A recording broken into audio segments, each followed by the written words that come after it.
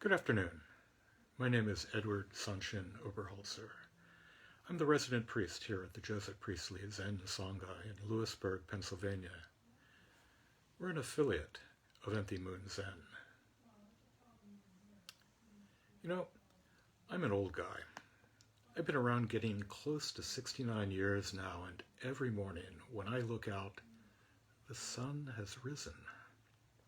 When I wake up in the dark, sure enough, the sun rises, or at least it has up through today.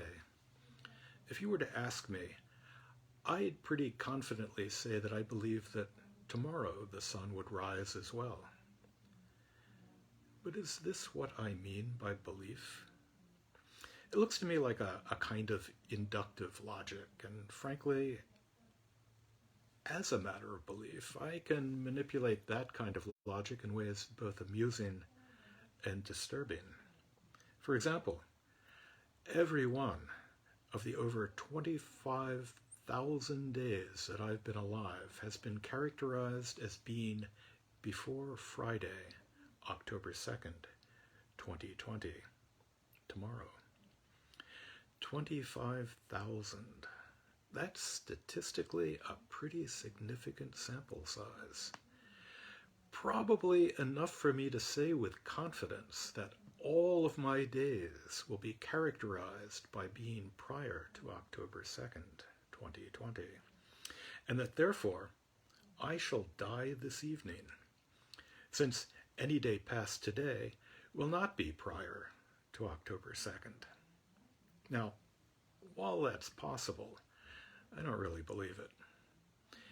Even if there is a certain amount of logic to the statement.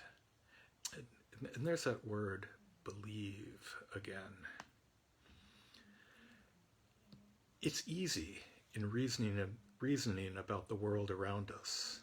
Now, don't get me wrong, an extremely useful way of encountering the world, but it's easy to lose that childlike wonder.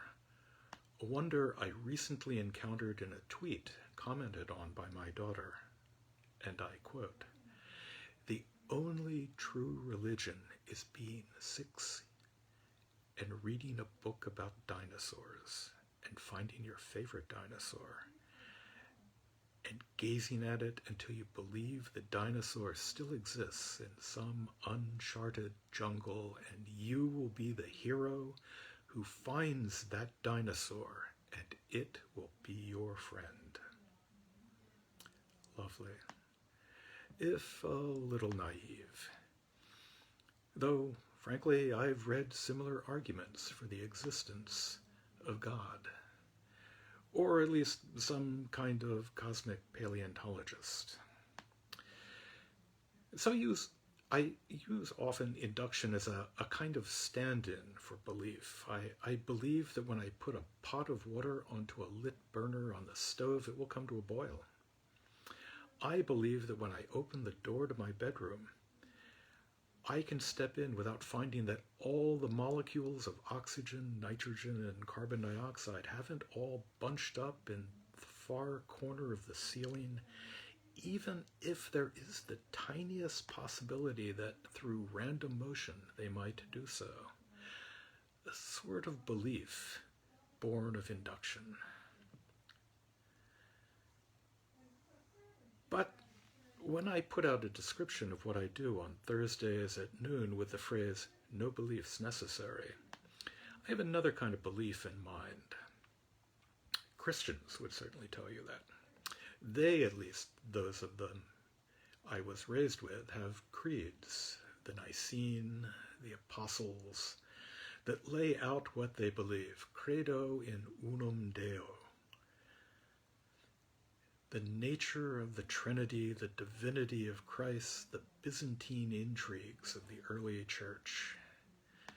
Belief, faith, play a different role in Zen practice. There's not a litany of beliefs you must adhere to practice Zen. What belief is necessary to breathe?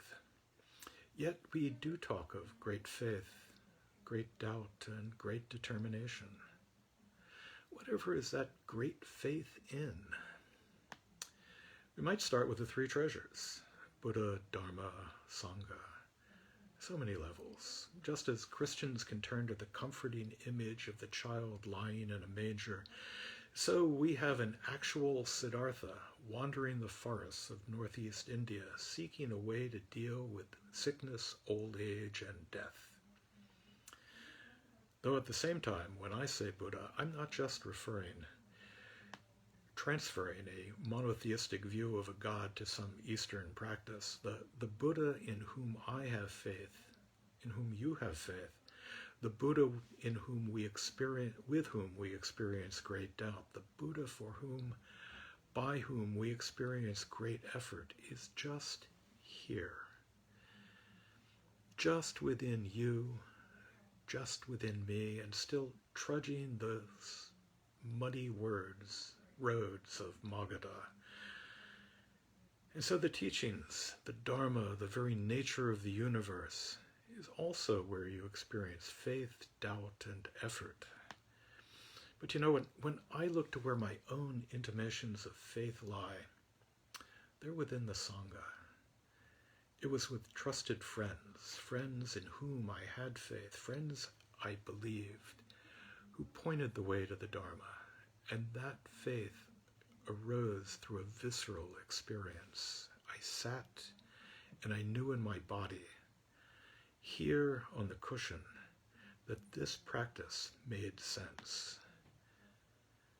So when I read the Latin Credo, there's, quite frankly, for me, little meaning in the words themselves, little resonance with Father, Son, and Holy Ghost. But when I hear, say, the Credo of Beethoven's Missa Solemnis, it reaches out and strikes at the core of my being. It grabs me by the throat. The Latin formulation is stripped, for me, of all but the sound. But the connection one gets from the heart and soul flows through the music. That flows through the music is that belief. It is here, there, in my gut, in my ears. For belief is embodied. It's not a litany, a set of propositions one agrees with, any more than its recognition of a statistical near certainty. The Universal Gateway chapter of the Lotus Sutra asks us to believe that should we find ourselves beset by wild animals, by thieves, by evil beings, by rulers, that we may invoke Avalokiteshvara and be freed from all harms. When I chant this, some small part of me is reminded of Hotspur in Henry IV, who responded to Glenhower's assertion that I can call spirits from the vasty deep with, why, so can I, or so can any man, but will they come when you do call for them? But that's not belief. No, belief is here in your gut. It is lived in, sung, danced with, felt, breathed. Belief is in the blisters on your heel, the dull ache at the base of your spine. Not thought about, not debated. Belief lies with the hummingbird seeking a flower, the cat stalking a mouse, a child looking at the night sky, searching for that dinosaur. So will the spirits come when you do call for them? Perhaps, though not perhaps as we might envision them. Maybe belief is Anne Frank, forced from her haven in Amsterdam by the Nazis, writing, "In spite of everything, I still believe that people are really good." At heart. Maybe that belief is the spirits come from the vasty deep.